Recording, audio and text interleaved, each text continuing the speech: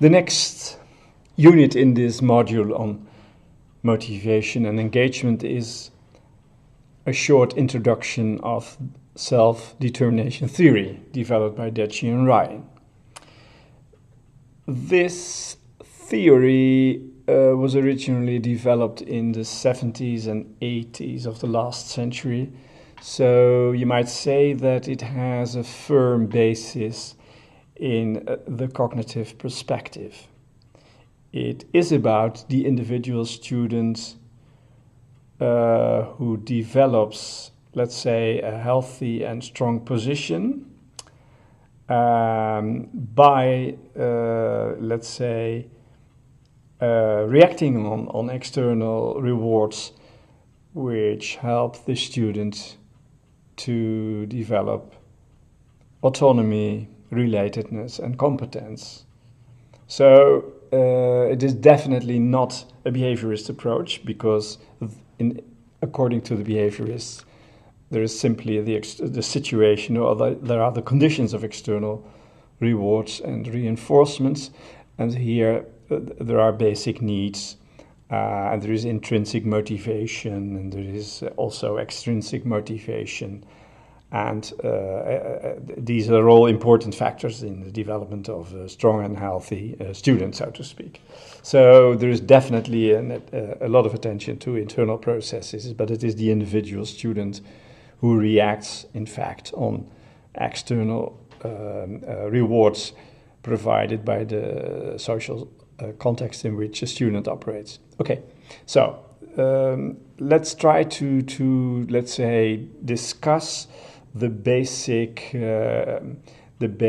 components of self-determination theory, the basic needs, and then the way intrinsic motivation can be fostered, the way self-regulation and extrinsic motivation operate, and then the way in which students gradually develop from an extrinsic, let's say, drive to an intrinsic motivation, and an application, the last point, on an analysis of profiles of teachers fostering autonomy and providing structure.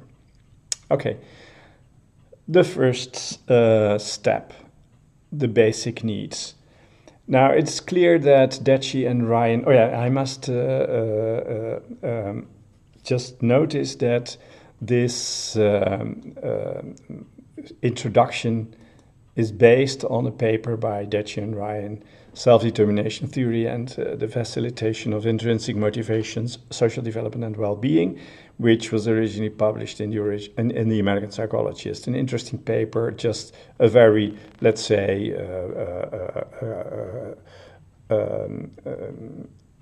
condensed introduction into self-determination theory. Okay, let's see whether we can focus on the three basic needs. So the idea is we were talking about basic physiological needs, but here we definitely focus on psychological needs, which are an important, let's say, basis for the way students develop intrinsic motivation. First of all, the need for competence, so they need to feel secure about your own capacities to experience mastery, which is an important, I think, drive for students. So they want to develop competence, and that's the reason why they can be influenced to further strengthen their feelings of competence. Okay. The second psychological need is relatedness, being connected to others, an important need which is also active in the field of course, of motivation in education. So students want to be related not only to peers, but also to the teacher who provides, let's say, academic support, but also social support, which is an important, let's say, means for the teacher to get the students engaged in the whole academic process in which they are working. Okay, and then the third basic need is the need for autonomy, the need to be in control, to have an internal locus of control, and to act according to one's self schema, as it is called, so one's values, which are together, let's say, organized in a general self schema, or also in more specific self schemata related to subject matter areas. Now, Deci and also Maarten van Steenkist, our colleague from Ghent University, who has done a lot of work in the domain of self-determination theory, they emphasize that autonomy does not mean independence. So it's not a matter of being completely independent, not connected to or not related to other students, because there's also this basic need for relatedness. Autonomy means that you act according to your own values, according to your own self-schema, which makes you feel strong and grounded in your own, let's say, points of departure. So that is what autonomy implies. Now, these three basic needs are, let's say, the basis on which motivation in education is further developed by external support. Now, Deci and Ryan have, let's say, paid a lot of attention to the factors fostering intrinsic motivation, factors fostering extrinsic motivation, and how these both types of motivation are interrelated. First, intrinsic motivation, which is seen as the better sort of motivation. You might argue about that, whether that's the case. You might think, like Pintridge did, consider at extrinsic motivation or a performance orientation as a sound and solid basis for being active in education, in learning.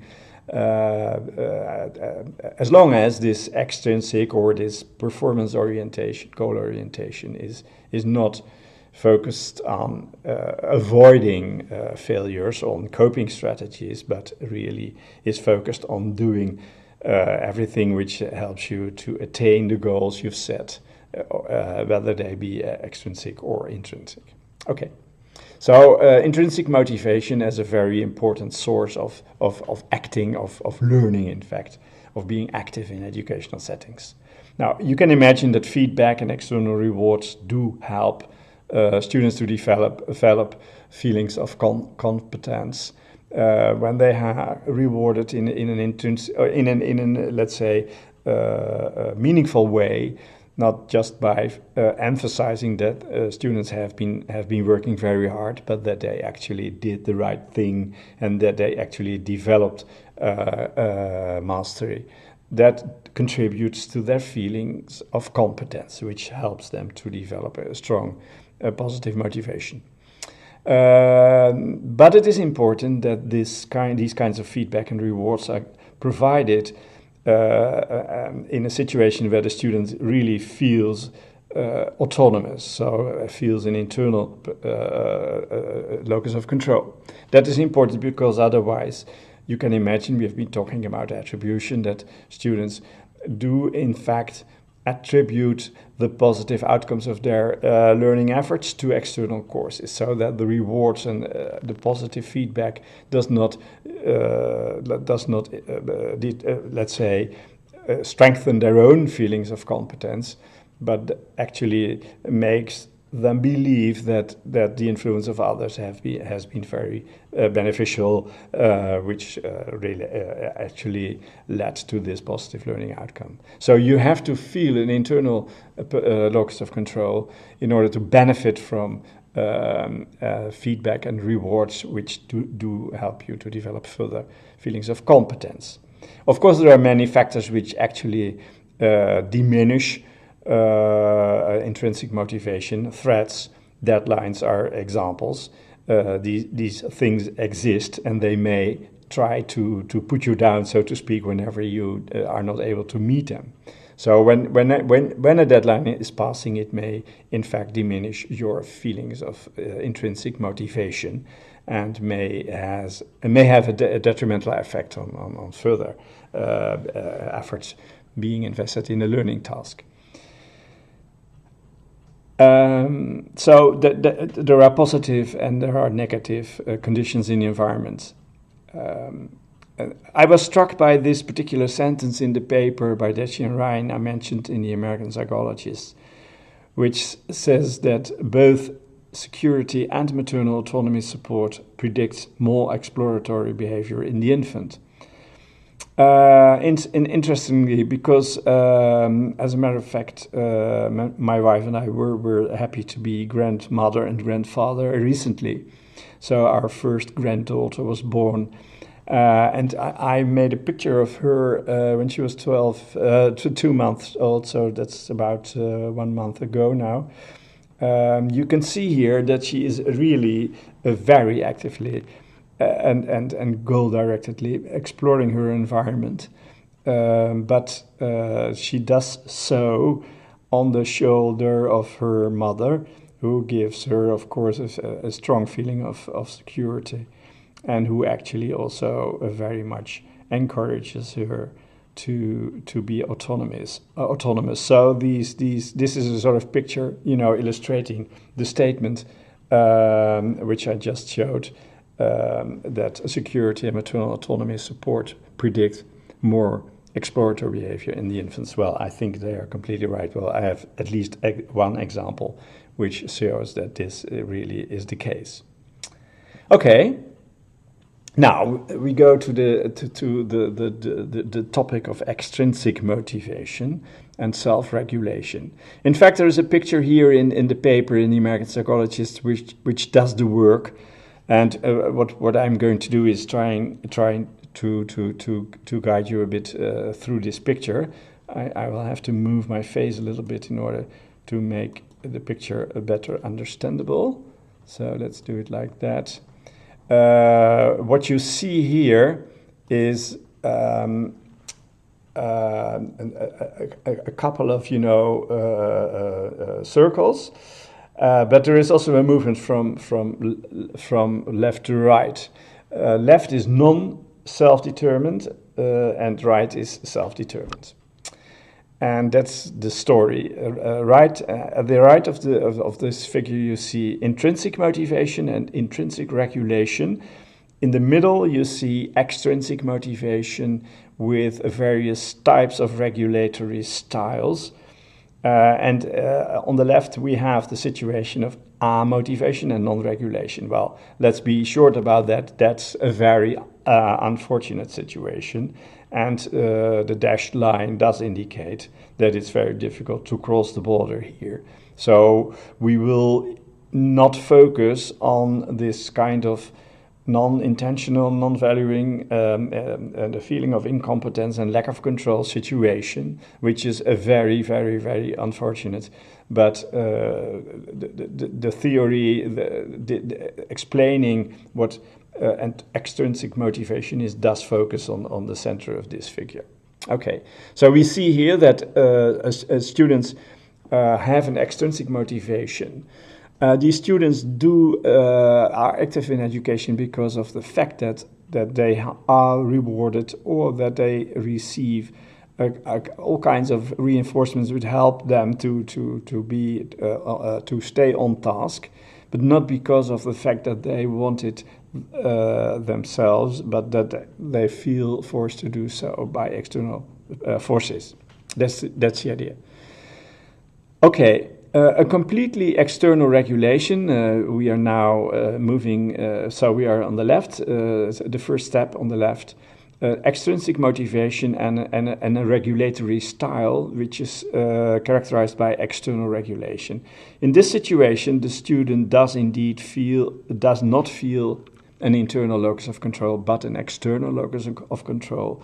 The student actually wants to comply with the prescriptions and the guidance of the teacher, and there are external rewards and punishments which help the student to actually comply. That's the situation. So the teacher says you have to do this and that. The student actually completes the task, not because of the student, not because of a sort of personal motivation to do so, but because the student feels enforced by the teacher to do so. Okay, so that is a situation which, in terms of Dachi Ryan, is not very favorable. We may move one step further, and we can see that students, in fact, develop a sort of internalized or introjected regulation, as Dachi Ryan are calling it. And there we see the first signs of internal an internal locus of control, but not very much so. So there is some self-control, there is some ego involvement, but the rewards and punishments are still a very important motivating force, and they are internalized. So you feel, the teacher warning you that you have to complete the task when you're sitting at your desk at home, and asking yourself whether you would do your homework or prefer to do a computer game or whatever. Now, well, then the teacher shows up, warning you that if you don't complete your homework, then there will be a big trouble next morning in school. So there is a first sort of internalized, introjected, as Dachi Ryan called it, a regulation. That may move on to what they call identified regulation. So there is some internal control here. There is an acknowledgement of personal importance, conscious valuing of the rules, of the advice, of the regulations and prescriptions by the teacher. So the student follows up on these prescriptions and assignments by the teacher, because of the fact that the student considers them as valuable and worth following up. So there is now an identified regulation, which may further be integrated in what Dachi Ryan called an integrated regulation, where there is really a synthesis with the self, and there is a congruence with the personal, values and aspirations, and the norms which have been propagated by the teacher and have been taken over by the student. So an integrated regulation here. There is a perceived internal locus of control, but the rules, well, they originate from outside, so to speak. Okay, so these are the various, levels of extrinsic motivation which Dachi Ryan distinguish, and as you see on the right, there is the intrinsic motivation and a fully intrinsic regulation, a really internally felt locus of control, interest, enjoyment, inherent satisfaction. So that's the sort of paradise in learning, so to speak. So you can see that there is a gradual movement within this area of extrinsic motivation towards a more internal control. Okay, let me just try to move again to the corner. Okay, well, this is again, the same process, in other words. So how do we move from extrinsic to intrinsic motivation? First, an important observation by Dachi Ryan is that external support may contribute to feelings of relatedness. Here does relatedness come into play, so to speak. As you can see here, children who had more fully internalized the regulation for positive school-related behaviors were those who felt securely connected to and cared for by their parents and teachers. So these students felt related, felt securely related, securely attached, if you like, and therefore they were able to internalize these external rules. So this relatedness needs external support, and it may further on, this relatedness, this feeling of relatedness, contribute to a more stable internalization of external regulations. That's the basic idea. So you can do something as a teacher by providing comfort to the students. You can do something to help them to internalize the rules, the regulations. An interesting point of view, I think,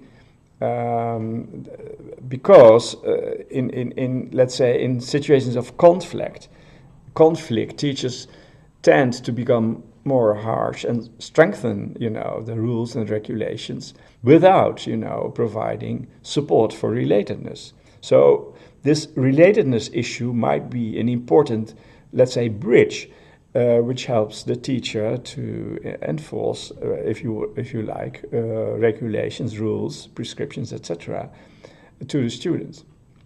Okay. As we already discussed, external support might also contribute to feelings of competence, and competence, expectancy, is a very important determinator of being motivated to carry out a task. And as we already discussed, internal perceived locus of control is a necessary precondition in order to benefit from this external support by increasing, your feelings of mastery, your feelings of competence. And again, as we already discussed, autonomy is not the same as individualism or independence. It's really autonomy in a setting of feeling related. It's autonomy is acting according to your own values. That's autonomy, and that may very well be done in a socially secure situation in which you feel related to other students. Okay, so I hope you have a first idea of the important concepts which together form the theoretical network of self-determination theory. There is a lot more to say about that because people have been working, a very large group of researchers have been working in this domain. Also, as I already mentioned, Maarten van Steenkiste and other colleagues from Ghent University.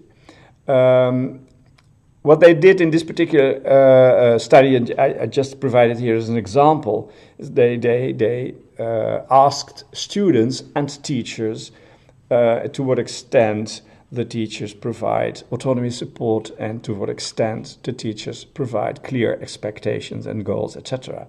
Of course, I have to be more precise in the way, explaining the way they did this, but we don't have the time for that. Interestingly, there were 4 groups of teachers, and those teachers to the right, the group number 4 here in this picture, who did provide autonomy support and who did provide clear expectations, were of course the teachers with the best results as far as the students were concerned. Whereas group number 3, of course, with no autonomy or a very small amount of autonomy support and no clear expectations, did a far less better job. So indeed, these teachers can be distinguished, can be recognized by their students, and they, in fact, have a sort of combination of supporting the autonomy of the students also by providing a safe and secure situation and by, let's say, encouraging them to explore their environment. But they also provide clear expectations. And this combination is also, is an important combination. I remember having been attended a presentation by one of the PISA people from the OECD in Paris, in which they explained the differences between academic outcomes between various countries. As you probably know, the Netherlands has a rather favorable situation, but there are other countries which have even better results. And it's interesting to see which countries do come up, do rise on this sort of ladder. You may discuss the value of the PISA norms, but let's not do that for the moment. The interesting thing is that that the author or the presenter emphasized that a country like Poland does indeed have a situation in which secondary education is provided with very clear expectations laid down in the law about, you know, the outcomes which has to be produced, the end terms. But there is also a lot of freedom, professional freedom, so to speak, in the way these outcomes can be attained. And so you might say that in the PISA context, the combination of autonomy, support, and clear expectations is in fact a success formula as far as academic outcomes of secondary school students is concerned. Interesting. Okay, so now we have had a first sort of, a first introduction in self-determination theory, and you may use this sort of basis to further explore the concept within this theory, which may be helpful in your own research.